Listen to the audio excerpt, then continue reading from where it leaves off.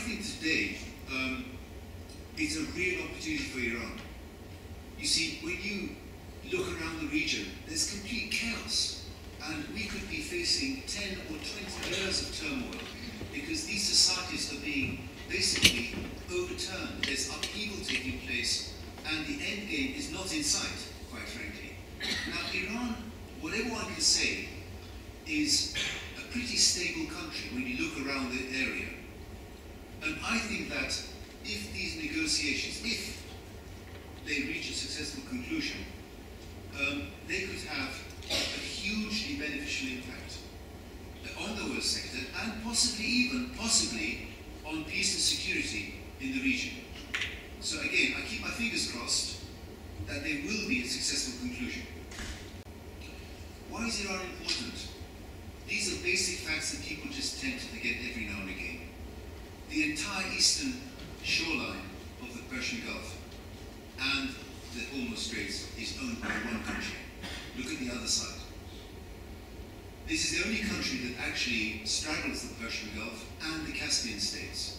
Very important for transit routes, for trade, for gas pipelines, oil pipelines. It's got massive oil reserves. We don't know how big they are because nobody's ever independently actually gone in there and accounted for not just the oil reserves in place, but what can be recovered. Because quite often from the field, you might only get 20% of the reserves in place recovered. It depends on the level of technology you apply to this field.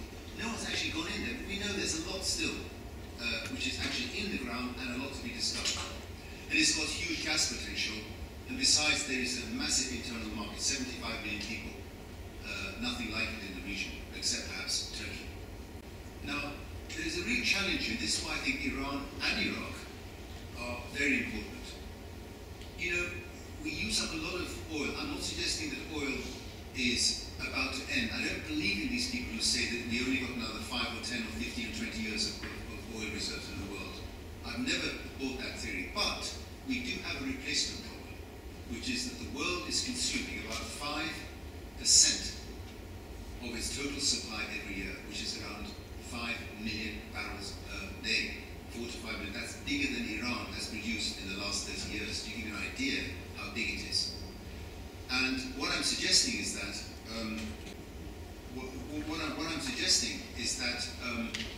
the conventional, the easily replaceable oil is getting more and more difficult to discover.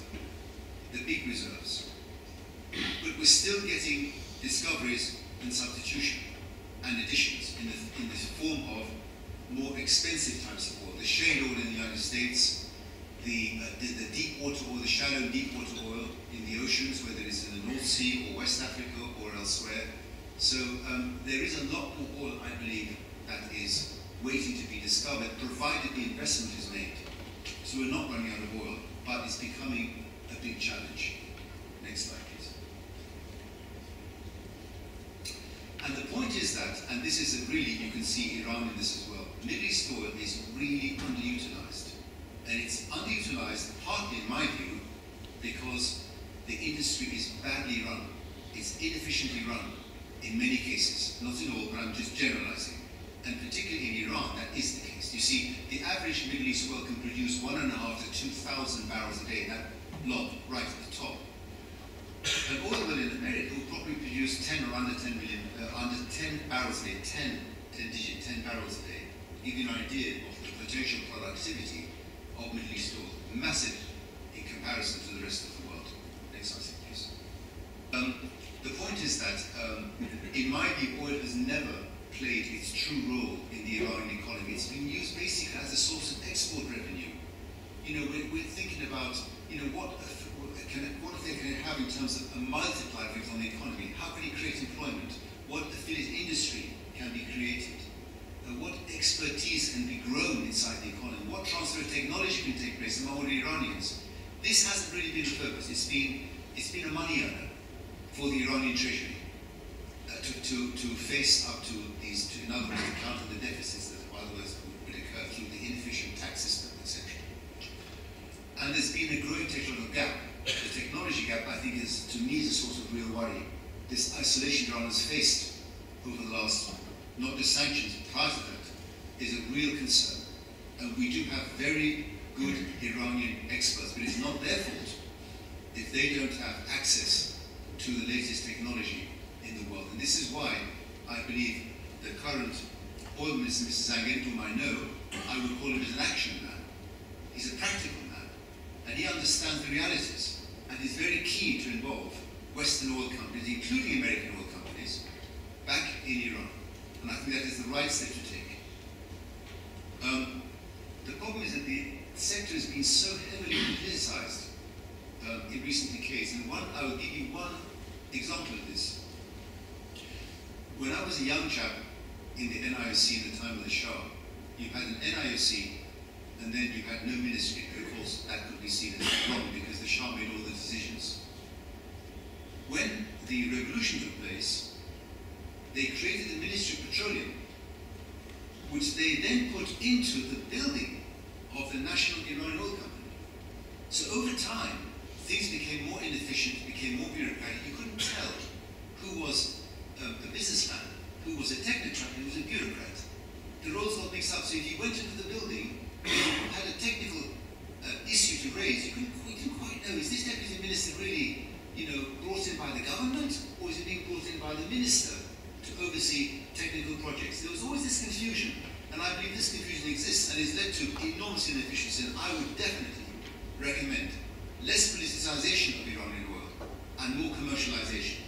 Get an IOC to become a commercial oil company like other state companies, like Petronas in Malaysia, and like some of the Norwegian companies that took place, which have then, the shares have been sold to the public. I'm saying get it more commercialized than it has been up to now. You see, without this commercialization, I find it very difficult to see how Iran can, in the long term, raise its domestic production capacity. This is a real issue. I mentioned there's been no evaluation reserves. Iran's major fields, and I've just put down 4 here, are way beyond the production peaks. I mean, there's one field here, Abajari, I recall in the 1960s and 70s, producing 1.2 million barrels per day. That's 40% of Iran's current output, one field. Today's producing 250,000 barrels per day. And it's because most of the reserves have been produced, and the technology at the moment isn't really there to raise it much further. So what Iran needs to do is to accelerate investment. The oil is there, the fields are more difficult, they're probably heavier, i.e. dirtier oil, heavier oil, more difficult to extract from the ground. This needs a much higher rate of technology, and quite frankly, it is the foreign oil companies which have this technology, which can really help Iran. Because imagine if you can take 10% out of a field, a heavy oil field, let's say the field is 1 billion barrels, 10% is 100 million barrels. If you can double that rate to 20%, you've got another 100 million barrels. You've doubled, in effect, the life of that field. This is why this technology, coming from abroad, is going to be absolutely vital to raise Iran's production capacity over the long term. Next slide, please. I mentioned this issue of the nuclear discussions. Absolutely crucial. Now, what I believe needs to be done is to introduce, I mentioned the buyback deals, and I mentioned their shortcomings, very inefficient, hard to understand, hard to negotiate. They only give a fixed rate of return to oil companies. Oil companies are used to what I call risk reward. If I do well, give me a bit more. If I do worse, penalize me. That's risk reward. These buyback deals may penalize, but they don't reward. And that's why it is a terrible disincentive for foreign oil companies to go into the country. One thing which I think is a real pity is that the NIOC has never really been given a long-term budget. It needs to plan and to explore and to invest. It needs a 5-year rolling upstream exploration, development, production budget. Whereas the NIOC is seen as a cash cow, where the government raids the treasury every now and again, NIOC, NIGC, the gas company, NPC, the petroleum company, and you heard statements by Mr. Rouhani saying, in fact, the treasuries of most of these companies were empty. They'd been raided for subsidies by the previous administration. It's a disaster. It's no way to conduct business in Iran's most important industry. So, next slide, please. Next slide.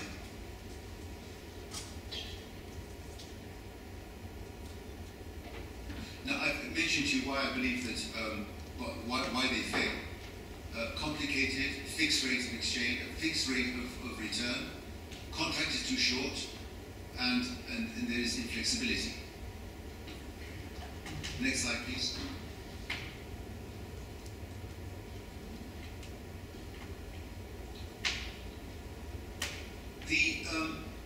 We need a new upstream regime to boost investments. Nobody's saying, asking foreign companies, oh, come back to Iran, it's all open. What are they coming back to? They're coming back to the old buyback schemes at the moment. Now, I happen to know that there is serious thought being given in the NIOC to changing some of the shortcomings of these schemes. I think the ministry is heavily involved in this, and there have been discussions, and I hope they advance. Whether we get production sharing, as in the West, whereby a company can go into a field and based on its share of the equity, it has a share of the production of the field. Whether we get this, I don't know. I hope we did. I hope we do, because this production sharing formula is seen in Iran as some kind of an imperialist kind of formula. It is far from it. In fact, the first country to institute this joint venture agreement, production sharing, was actually a country of OPEC. It was Indonesia that started it off. And it went into other OPEC countries. So if an OPEC member can do this, I hardly call it something that is, being conducted by the West or by foreign companies as a way of obtaining more of the wealth from Iran. The point about this is that it is different. In Iran, sometimes they translate this word very loosely. They call it MTRs. MTRs means a concession. These concessions were granted to oil companies. They had almost complete control over massive areas of Iran back in the 1920s, 30s, and 40s. Nobody's talking about concessions anymore. We're talking about sharing of the wealth, sharing of the risks. And next slide, please.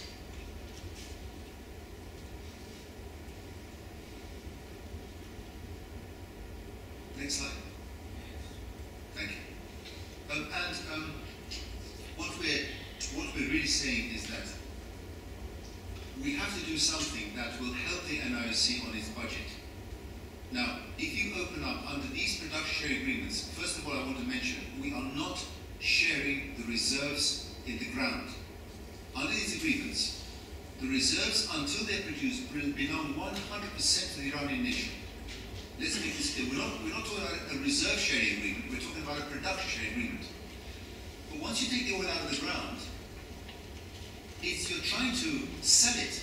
You're trying to sell it like, television sets, motor cars, petroleum products, petrochemical products, gas. It's out of the ground, you're trying to sell it in the best, the most efficient, economical, most beneficial way possible. And this is where the oil company's investment can come in, and in return for this investment, the oil company gets a share in the field. That's all I'm trying to say. And it's very hard, as I said, to convince officials in Iran that this is not MTRs. It is really what they call musharakat. It's participating in this investment long term.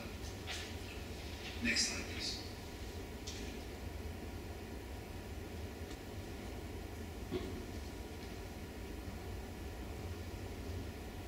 So my belief is that we look to the future. I think NIC should be depoliticized and should be physically separated from the Petroleum Ministry to become more technocratic and more commercial.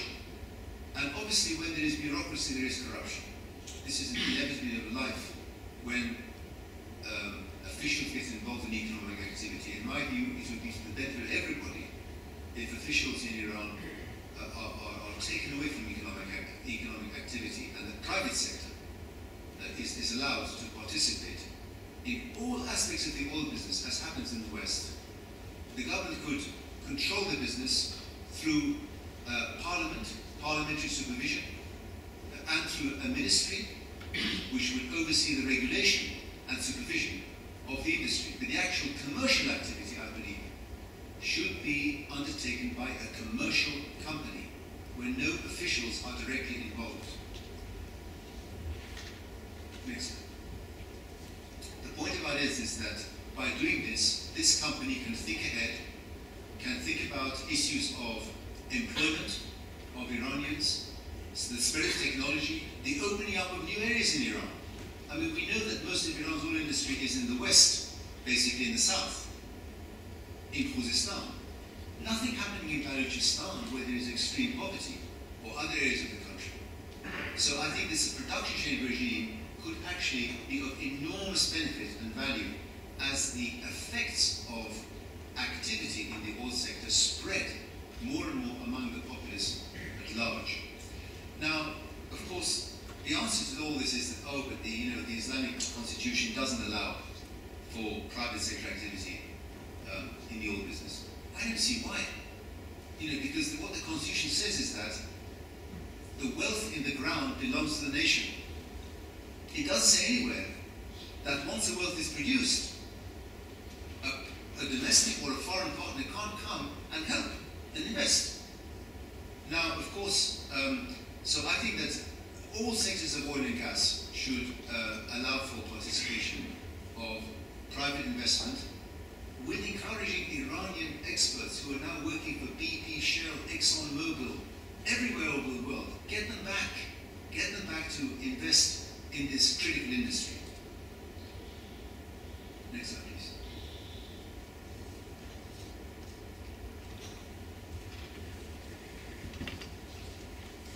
And the point is that these companies, if we get the private sector involved, over time, it will take a long time, they will grow in experience, and they will themselves be able to offer their shares to the Iranian public, who are traders who love buying and selling shares. You can see that around the Tehran exchange, stock exchange.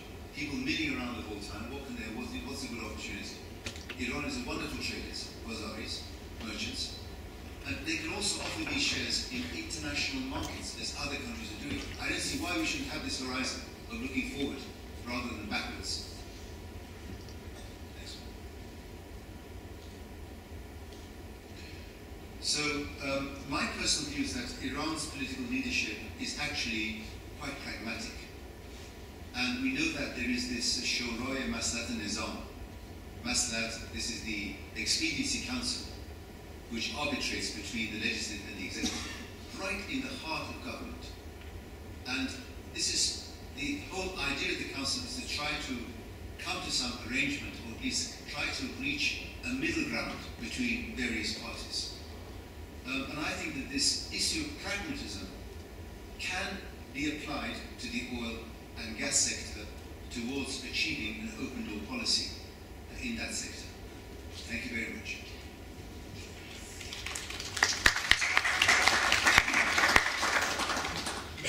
Thank you very much, Mr. Varzi. Eloquently, as always, you showed how Iran's greatest need in its most important industry could help us move towards a private sector mentality and pragmatism.